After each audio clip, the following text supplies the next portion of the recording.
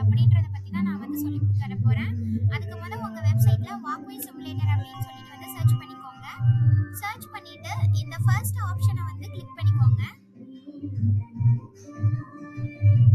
So walkway அப்படின்றது வந்து ஒண்ணுமே இல்லை, நம்ம வந்து சாஃப்ட்வேராகவே ஒரு ப்ராஜெக்ட் வந்து பண்றது தான். இப்போ நம்ம வந்து ஹார்ட்ல ஒரு ப்ராஜெக்ட் பண்ணணும்னா நம்ம காம்பனன்ட்ஸ்லாம் வாங்க வேண்டியிருக்கும், அதுக்கு செலவாகும்.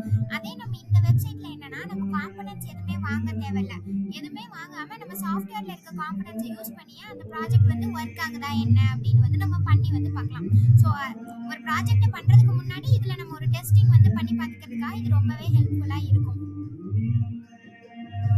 ஸோ இதுதான் வந்து வாக்வி.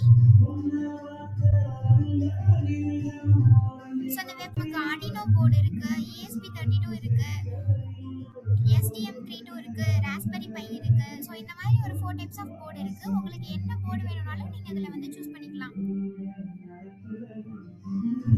இப்போ இந்த ஆர்டினோக்குள்ள வந்து போய் பார்த்தோம்னா இருக்கு பாருங்க, நிறைய ஃபியூச்சர் ப்ராஜெக்ட்ஸ் வந்து இருக்கு. இப்போ இதுல நான் வந்து ஒன்னு எடுத்து உங்களுக்கு ஒரு டெமோ வந்து காட்டுறேன்.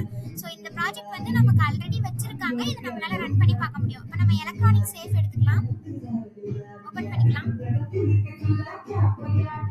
ஸோ இப்போ இது வந்து என்ன அப்படின்னா வந்து ஒரு செக்யூரிட்டி சிஸ்டம் மாதிரி. நம்ம அந்த கோடை என்டர் பண்ணோம்னா அந்த லாக் வந்து ஓபன் ஆகும்.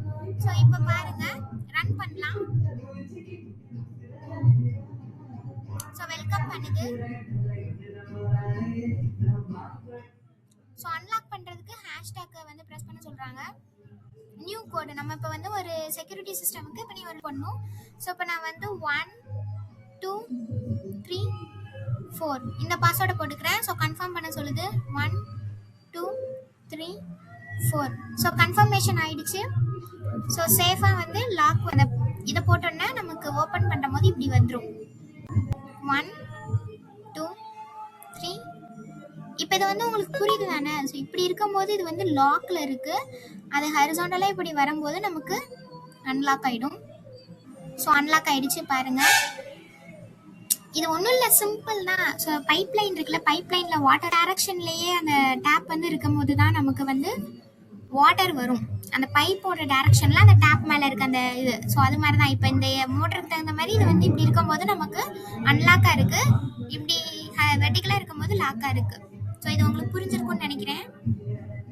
இந்த மாதிரி தான் நம்ம ப்ராஜெக்ட்ஸ்லாம் வந்து இதில் நம்ம வந்து க்ரியேட் பண்ணிக்கலாம். ஸோ இப்போ இங்கே வந்து பாருங்கள், ஸ்டார்ட் ஃப்ரம் ஸ்க்ராட்ச்னு சொல்லிட்டு இருக்குது. இதில் உங்களுக்கு என்ன போர்டு வேணுமோ அந்த போர்டை நீங்கள் செலக்ட் பண்ணிக்கலாம்.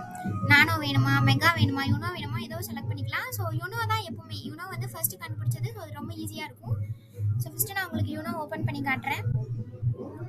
இங்கே வந்து நீங்கள் என்ன கோடு வேணுமோ இங்கே நீங்கள் வந்து உங்கள் கோடிங்காக அப்ளை பண்ணிக்கலாம். இங்கே நீங்கள் உங்கள் கோடை அப்ளை பண்ணிக்கலாம். ஸோ இது போர்டு பாருங்கள். ஸோ பின்ஸ் எல்லாமே அதுவே வந்து நல்லா ஷோ பண்ணுது.